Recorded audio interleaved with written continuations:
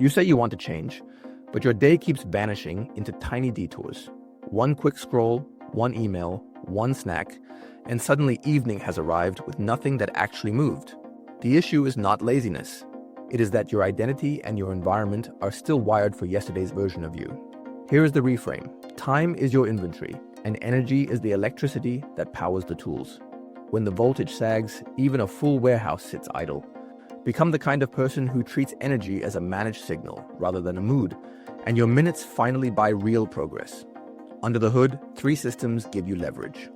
Dopamine drives initiation and rises when a cue predicts progress or reward, which is why a visible start line matters. Noradrenaline supports alerting and keeps you on a slight edge, so you actually engage, especially when the task carries consequence or novelty. Acetylcholine narrows focus and binds attention to a single target. It strengthens when competing cues are removed and a clear finish is defined. You bleed power through context switching that burns setup costs, through ambiguity that stalls initiation, and through delayed rewards that never teach your brain that effort pays. Identity-based habits plug these leaks by making the cue, I am the kind of person who, the strongest predictor in the room, and by wiring fast, observable finishes your chemistry can recognize. Several myths slow people down, and they look persuasive because they flatter our self-image. The willpower myth says strong character means pushing from a dead stop every time. Yet the brain prefers glide paths where small reductions in start friction multiply behavior far more reliably than heroic pushes. The motivation myth says you must feel ready before you act. Yet readiness often follows the first clean action and rarely precedes it. The goal-first myth proposes that distant outcomes steer daily choices, but abstraction is too weak to excite dopamine today, while identity and process cues are concrete enough to pull you forward. The streak myth worships continuity as purity and punishes return after a miss. Identity logic says you come back because it is who you are, not because the chain remained unbroken. Each reframe shifts control from brittle feelings to design you can repeat. Evidence supports this shift. Research on implementation intentions shows that pre-deciding the when and the where of a behavior increases follow-through because it turns ambiguity into a recognizable cue. When situation and plan match, initiation costs drop. Studies on habit formation show that repetition in a stable context increases automaticity, but the curve is not linear. Early gains come from clear cues and immediate feedback, not from time served. Language shapes identity in measurable ways. People who say I do not rather than I cannot refuse temptations more consistently because the brain defends a self-description more fiercely than it obeys a temporary rule. Identity updates through evidence, not through hope, which is why observable finishes matter.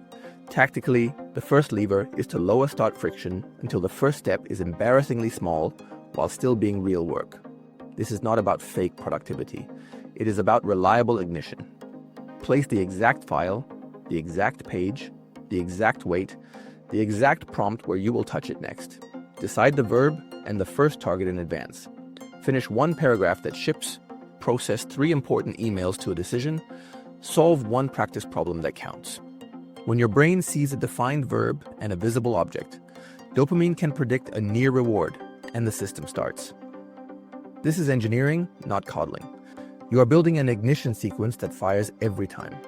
The second lever is context bundling, a compact set of repeating conditions that signal the same identity across different tasks. Think of it as your personal work rig. Same chair height, same beverage, same timer without lyrics in your ears, same full screen mode, same phone location out of reach. You are not chasing novelty. You are teaching your nervous system that these few signals mean you have already begun. With bundling, you can switch projects without resetting your internal state, because the environment tells your system why you are here. Identity attaches to the rig. You are the kind of person who sits in this setup and finishes what you open. Identity statements require proof, not slogans. I am a writer becomes true the moment you ship a paragraph by a time you chose. I am an athlete becomes true when you complete a planned set, not when you buy shoes. Your nervous system updates identity through frequent small stamps more readily than through rare grand gestures. That is why visible finish lines matter. You need a finish you can point to, code compiled without errors, a slide exported to a versioned file, a practice set logged in a notebook, a page count reached and marked. The brain tags these as completed episodes and makes tomorrow's start easier. Energy is a daily pattern rather than a single number. Your alerting system peaks after you wake and again later in the day. Those are the windows for serious work with high friction. If you spend the peak on notifications, you will try to buy it back with caffeine and guilt, which rarely works. Identity protects the peak by default. When you are the kind of person who honors one serious block before lunch, you stop negotiating with every ping because it conflicts with who you are. That slight tension is useful. Noradrenaline keeps you in the zone when the default is already set. Progress compounds when you attach clean, immediate rewards that do not sabotage the next block. This is not about sugar. It is about training a prediction loop. A small, consistent treat after finishing a block, such as a short walk or a favorite track or a coffee you enjoy, teaches your dopamine system that effort leads to something pleasant soon. Over time, the anticipation shifts forward to the act itself. You begin to want the work because the work predicts the reward. Keep the reward short, honest, and tied to the finish, not the start. Here is your 20-minute protocol designed to stamp identity and produce output today. Set a timer and place a visible start line on your screen or desk. The open document with the cursor at the exact sentence to continue, the problem number you will begin, or the checklist with the next item highlighted. Speak a short identity cue aloud, specific and concrete. Then perform the tiniest meaningful action that moves the state of the task, such as writing one closing sentence that resolves yesterday's loose end or running the one function you must debug. For the duration, remove all alternate targets from sight and keep only the tools needed for this one. If you stall, make the smallest reversible change that advances the state, like naming a section, sketching 3 subheads you will fill, or writing the function signature. When the timer hits, complete a visible finish. Save and export with a date stamp.